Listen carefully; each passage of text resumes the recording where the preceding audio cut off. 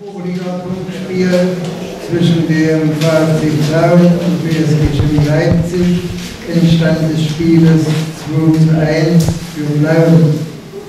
Das Spiel sahen offiziell 926 Zuschauer. Ich begrüße recht herzlich die beiden Trainer der Mannschaften, zu meiner Rechten unseren Gästetrainer Dietmar Demuth und zu meiner Linken unseren Trainertrainer Igor Grade. Wie das der Fall ist bei uns, bitte ich zuerst den Gästetrainer Herrn Demuth seine Einschätzung zu diesem Spiel. Bitte. Ja, erstmal Glückwunsch an Plauen für diesen Sieg. Sie haben sich dagegen gestellt, sie haben gefeitet, sie haben alles dafür getan, damit sie dieses Ding über die Runden kriegen. 90 Minuten, bei mir waren es leider nur 60 Minuten, wir haben 30 Minuten total verschlafen, wir waren gar nicht da und wir können uns nicht immer auf unser Glück verlassen, dass wir ein Tor aufholen. Diesmal mussten wir gegen 2 anlaufen, das haben wir nicht geschafft. Wie gesagt, 30 Minuten total verschlafen, dann waren wir noch im Bus.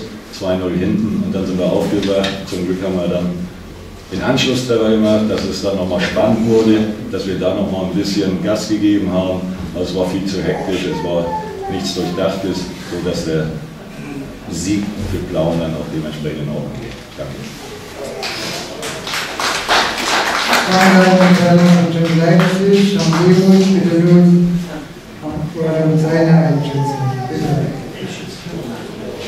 Ja, ich denke, wir haben eine sehr gute erste Halbzeit gespielt, waren sofort präsent, waren gefährlich in unseren Aktionen, gehen auch verdient in Führung. Der Bruch bei uns kam ein Stück weit, logischerweise mit der schweren Verletzung von Stefan Schumann. Schumi ist einfach ein Typ, den man nicht so leicht ersetzen kann, der ist ganz wichtig für die Mannschaft. Die Umstellung hinten hat ein bisschen Unruhe reingebracht und wir wussten natürlich, dass in der zweiten Halbzeit Chemie dann nochmal richtig Druck aufbauen wird. Was wir einfach lernen müssen, ist die Konter besser auszuspielen oder auszufahren. Ich denke da jetzt an Ivan Franjic, der dann einfach weitergehen muss und nicht schon den Querpass zu Moro spielen. Wenn wir das dritte Tor machen, ist es, denke ich, dann vorher schon erledigt. So war es einfach ein packendes Spiel, war alles dabei, Emotionen, Einsatz, Leidenschaft von beiden Mannschaften. Und wir freuen uns einfach, dass wir jetzt mal endlich für das gute Spiel, was wir geliefert haben, auch uns selber belohnen mit 3 Punkten. Wir haben vorher immer nur 1 Punkt geholt und das freut uns heute. Nicht zu vergessen aber trotzdem, dass wir in Gedanken sind beim Schumi, dass wir hoffen, dass die Verletzung nicht so schwierig ist und dass er bald zurückkommen kann. Das ist ganz wichtig für uns. Danke.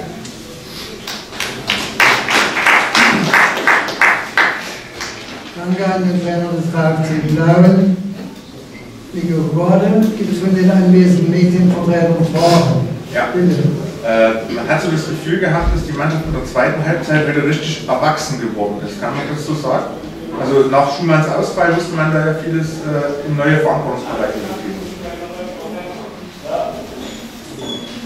Ja, ich denke, dass die Mannschaft jeden Tag ein Stück weit erwachsener oder männlicher werden muss. Es ist ja kein Geheimnis, dass wir viele junge Spieler haben und das brauche ich mal gerade für die 18-jährigen oder 19-jährigen Mack und Franjic, das war schon mal ein Gradmesser. Ja. Und an solchen Spielen wachsen solche jungen Spieler, das ist ganz wichtig. Und da haben sie heute eine Menge gelernt. Wir haben heute auch eine Menge gelernt, was es heißt, bis an die Grenzen zu gehen, vom Einsatz her.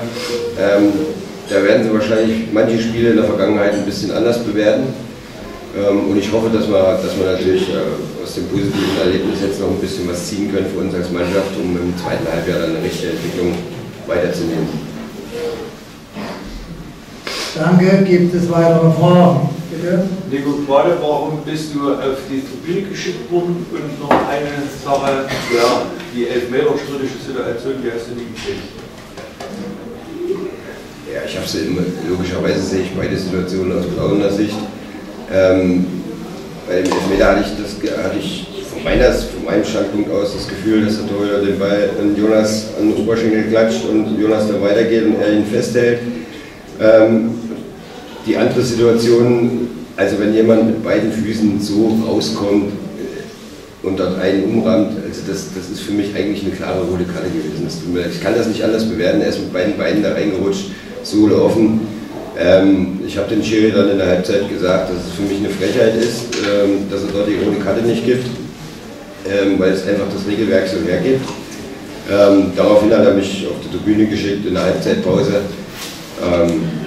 Ja, ich wünsche mir einfach manchmal, dass Schiedsrichter auch mal die Emotionen der Trainer verstehen und dann einfach auf die Schulter klopfen und sagen, okay, du siehst so, ich sehe so, alles klar, wir spielen weiter Fußball. Das, was im Regelwerk am häufigsten dann, die Regel, die sie am besten kennen, ist die, schickt den Trainer auf die Tribüne. Und das ist einfach, ich habe ihn nicht beleidigt oder sonst irgendwas, ich habe gesagt, für mich war es eine klare rote Karte.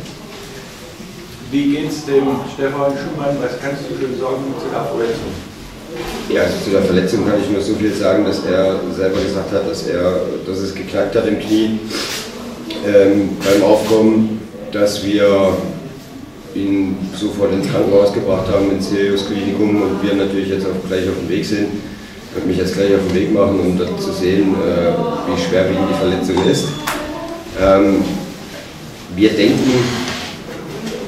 denken, es wird wahrscheinlich ein Kreuzbandriss sein. Das wäre natürlich eine ganz bittere Nachricht für uns.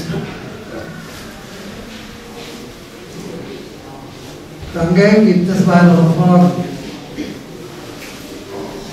Ich sehe das nicht der Fall. Dann bedanke ich mich für die Teilnahme an der Pressekonferenz. Ich wünsche beiden Mannschaften für die restlichen beiden Spiele alles Gute und den Erfolg, den sie sich selber wünschen.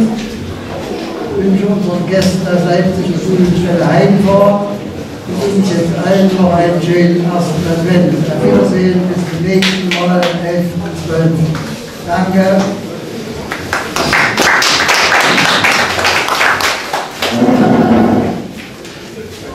Tschüss.